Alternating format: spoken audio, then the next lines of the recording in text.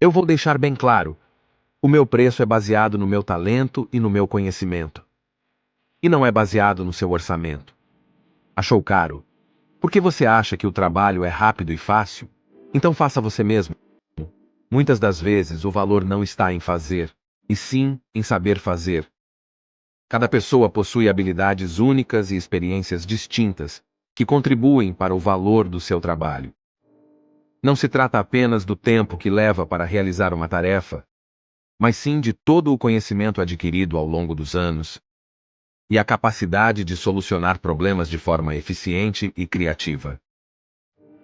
Colocar um preço no trabalho alheio sem compreender sua complexidade e esforços necessários pode subvalorizar a dedicação e expertise envolvida.